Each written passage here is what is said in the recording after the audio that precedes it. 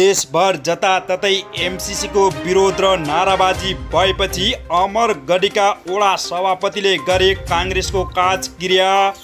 परमादेशको सरकार र अध्यादेशको पार्टी लोकतन्त्रको उपहार भएको शङ्कर पोखरेलको निर्णय। सर्वोच्चले ओलीको रिटमा दिएन अन्तरिम आदेश। छलफलका लागि दुवै पक्षका नेतालाई भदौ 28 मा बोलायो। सुदूरपश्चिम प्रदेश सभामा जसपाका 2 सांसद 2तिर। बैतडीमा काङ्ग्रेसको 41 वटा अधिवेशन सम्पन्न। नगर सभापति वडामै पराजित। राष्ट्रिय जनगणना कार्तिक 25 देखि मङ्सिर 9 सम्म टुङ्गाउने सरकारको निर्णय। सरकारले भारतलाई पठायो कूटनीति सम्बन्धी पहल। कञ्चनपुरमा 5 वडा अध्यक्षले रोजे भर्खरी समाजवादी पार्टी।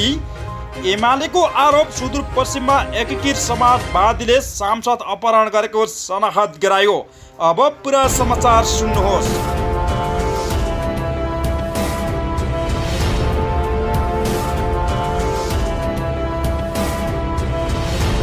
दर्शकबिन नमस्कार, स्वागत छ हाम्रो च्यानल ताजा नेपाली खबर टिभीमा। अहिलेसम्म हाम्रो च्यानललाई सब्स्क्राइब गर्नुभएको छैन भने कृपया च्यानललाई सब्स्क्राइब गरी हामीसँग जोडिनुहोला। 24 घण्टा नयाँ ताजा र फरक खालका समाचार सुन्न पनि नछुट्नुहोला। पछिल्लो समय राजनीतिका विशेष महत्त्वपूर्ण र ताजा अपडेट लिएर उपस्थित भएका छौँ। सबै समाचार उत्तिकै महत्त्वपूर्ण हुन्। भिडियो अन्तिमसम्म हेरेर तपाईँको मनमा लागेको प्रतिक्रिया कमेन्ट बक्समा दिनुहोला। दर्शकबिन अब लागौँ पहिलो समाचारतर्फ। अमरगढी नगरपालिका 9 का काङ्ग्रेस सभापति नरबहादुर पालले काङ्ग्रेसको क्रिया गरेका छन्। आफ्नो क्रियाशील सदस्यता खारेज गरिएको भन्दै उनले काङ्ग्रेसको क्रिया गरेका छन् भने नेपाली काङ्ग्रेसको क्रियाको मेरो पहिलो दिन सोमबार उनले आफ्नो कपाल खैरेको 2 वटा फोटो सामाजिक सञ्जाल फेसबुकमा राख्दै लेखेका छन्। विगतदेखि आफूले पार्टीमा दिएको योगदानको अनादर भएको भन्दै उनले दुःख व्यक्त गरेका छन्। दर्शकबिन आइतबार सार्वजनिक भएको काङ्ग्रेसको क्रियाशील सदस्यता सूचीबारे डडेलधुरामा विवाद उत्कर्षमा पुगेको छ भने सार्वजनिक नामावलीमा धेरै सदस्यको नाम हटाएको काङ्ग्रेस डडेलधुराले जनाएको छ।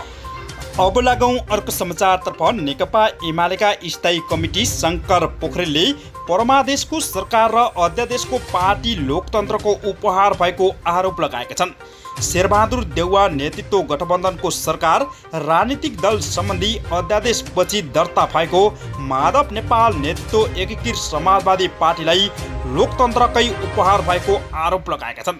सरकार र नेकपा पार्टीले विकृति र विसङ्गतिबाट लोकतन्त्र नै सङ्कटमा पार्ने उनको जिकिर रहेको छ भने लोकतन्त्रलाई जोगाउन चुनाव नै सबैभन्दा सुरक्षित उपाय भएकाले पहिलेदेखि तयारीमा जुट्न आग्रह समेत गरेका छन्। नेता पोखरेलले लेखेका छन्, परमादेशको सरकार र अध्यादेशको पार्टी लोकतन्त्रको उपहार हो। यी दुवैले सुरु गरेको विकृति र विसङ्गतिबाट लोकतन्त्र नै सङ्कटमा पर्दैछ भनी त्यसबाट लोकतन्त्रलाई जोगाउन चुनाव नै सबैभन्दा सुरक्षित उपाय रहेको उनले विज्ञप्ति जारी गरेका छन्। अब लागौँ अर्को समाचारतर्फ। नेकपा एमाले निर्वाचन आयोग र सभामुख अग्निप्रसाद सापकोटा विरुद्ध दायर गरेको रिटमा सर्वोच्च अदालतले दुवै पक्षलाई झिकाउन आदेश दिएको छ। मङ्गलबार प्रधान न्यायाधीश चोलेन्द्र शमशेर जबराको एकल इजलासले दुवै पक्षलाई झिकाउन आदेश दिएको छ। एमाले अध्यक्ष केपी शर्मा ओलीको रिटमा सुनाइ गर्दै विपक्षका नाममा कारण देखाउन आदेश जारी गर्दै 15 दिनभित्र लिखित जवाब पेश गर्न भनेको अधिवक्ता एवं पूर्व महान्यायाधीश वक्ता रमेश बरालले जानकारी दिएका छन्।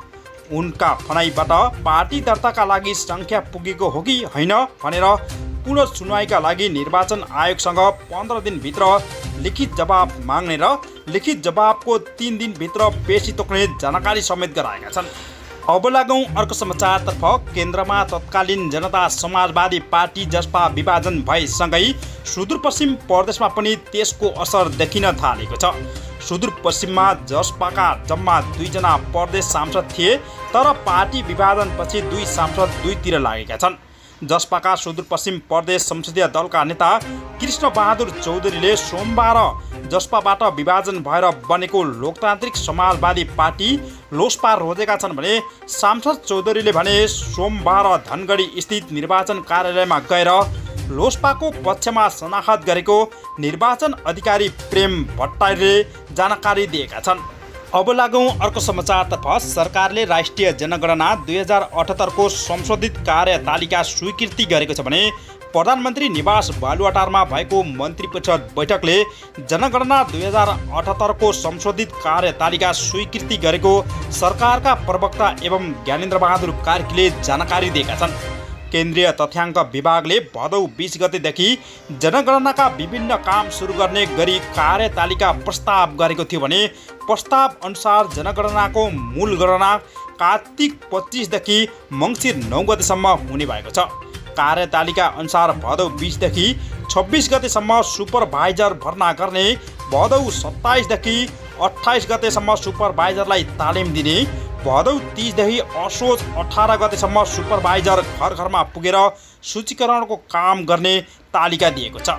यसपछि मूल जनगणना कार्तिक 25 देखि मङ्सिर 9 गतेसम्म हुने भएको छ भने यतै बैठकले अन्तर्राष्ट्रिय विकास संस्थाबाट विद्यालय क्षेत्र विकास कार्यक्रम सञ्चालन गर्न सहुलियतपूर्ण ऋण सहायता स्वरूप करिब 5 अर्ब 55 करोड बराबरको सहायता स्वीकृति समेत गरेको छ। अब लागौँ अर्को समाचारतर्फ। दार्चुला ट्विन प्रकरण र नेपाली आकाशमा अनिश्चित रूपमा भारतले दिनौँ हेलिकप्टर उडाएको विषयमा सरकारले भारत सरकारलाई कूटनीतिक नोट पठाएको छ। सरकारले ती दुई घटनाका सम्बन्धमा छुट्टा छुट्टै कूटनीतिक नोट पठाएको छ भने परराष्ट्र मन्त्रालयकी प्रवक्ता सेवा लम्सालले दुवै घटनामा सम्बन्धका कूटनीतिक च्यानलबाट पत्र पठाएको जानकारी दिएकी छिन्।